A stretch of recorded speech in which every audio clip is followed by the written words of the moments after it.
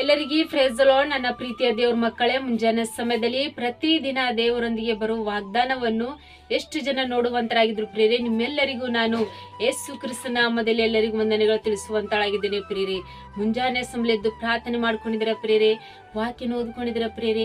ಮುಂಜಾನೆ ಸಮಯದಲ್ಲಿ ದೇವ್ರು ನಮ್ಗೆ ಎಷ್ಟು ಒಳ್ಳೆ ಅದ್ಭುತ ರೀತಿಯಾಗಿ ವಾಗ್ದಾನ ಮೂಲಕವಾಗಿ ನಿಮ್ಮ ಜೊತೆ ಆತನ ಮಾತಾಡುವಂತ ದೇವರು ಆತನಾಗಿದ್ದನು ಪ್ರಿಯರೇ. ಈ ಮುಂಜಾನೆ ಸಮಯದಲ್ಲಿ ನಮಗೆ ದೇವ್ರು ಕೊಟ್ಟಿರುವಂತ ಅದ್ಭುತ ವಾಗ್ದಾನವನ್ನು ನಾವು ಧ್ಯಾನಿಸಿಕೊಳ್ಳೋಣ ಪ್ರಿಯರೇ. ಮಲಾಕಿ 3ನೇ ಅಧ್ಯಾಯ 10ನೇ ವಚನ.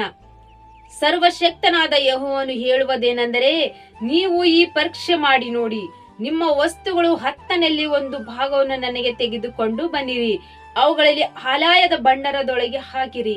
ನನ್ನ ಮನೆಗೆ ನೀವು ಆಹಾರ ವಸ್ತುಗಳನ್ನು ತನ್ನಿರಿ, ನನ್ನನ್ನು ಪರೀಕ್ಷಿಸಿರಿ. ನೀವು ಹೀಗೆ ಮಾಡುವುದಾದರೆ ಖಂಡಿತವಾಗಿ ನಾನು ನಿಮ್ಮನ್ನು ಆಶೀರ್ವದಿಸುವೆನು.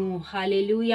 ನನ್ನ ಪ್ರೀತಿಯ ಸಹೋದರ ಸಹೋದರಿ, ಮುಂಜಾನೆ ಸಮಯದಲ್ಲಿ ದೇವರು ನಮ್ಗೆ ಎಷ್ಟು ಒಳ್ಳೆ ಅದ್ಭುತ ರೀತಿಯಾಗಿ ವಾಗ್ದಾನ ಮೂಲಕವಾಗಿ ನಿಮ್ಮ ಜೊತೆ ಆತನ ಮಾತಾಡುವಂತ ದೇವರು ಆತನಾಗಿದೆ ಪ್ರಿಯರೇ. ನಮ್ಮ ಜೀವಿತದಲ್ಲಿ ನಾವು ಮಾಡುವ ನಮಗೆ ಕೆಲಸದಲ್ಲಿ ಆಶೀರ್ವಾದಿಲ್ಲ, ಆದ್ರೆ ನಾವು ಬಹಳ ರೀತಿಯಾಗಿ ಹಣ ಸಂಪಾದಿಸ್ತೇವೆ, ಆದ್ರೆ ನಮ್ಮ ಸಾಲಗಳು ಹೋಗ್ತಾ ಇಲ್ಲ.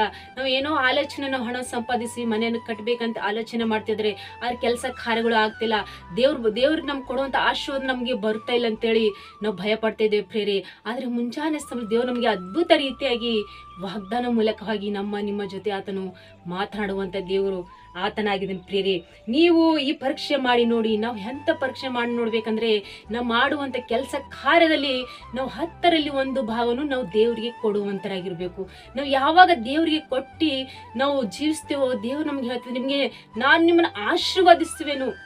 ನಾವು ಯಾವಾಗ ದೇವರಿಗೆ ನಾವು ತೆಗೆದಿಡ್ತೇವೋ, ನಾವು 10ರಲ್ಲಿ ಭಾಗ ತೆಗೆದಿಟ್ಟು ನಾವು ದೇವರಿಗೆ ಸಮರ್ಪಿಸ್ತೇವೋ, ದೇವರು ನಮ್ಗೆ ಆಶೀರ್ವಾದನ ಕೊಡುವಂತ ದೇವರು ಆತನಾಗಿದ್ದಾನೆ ಪ್ರಿಯರೇ. ಭೂಮಿ ಆಕಾಶದಲ್ಲಿ ಯಾವ ರೀತಿ ಮಳೆ ಸುರಿಯುತ್ತೋ ಆ ರೀತಿಯಾಗಿ ನಾನು ನಿಮ್ಗೆ ಆಶೀರ್ವದಿಸ್ತೀನಿ ಎಂಬುದಾಗಿ ದೇವರು ಅದ್ಭುತ ರೀತಿಯಾಗಿ ವಾಗ್ದಾನ ಮಾಡ್ತಿದೆ ಪ್ರಿಯರೇ.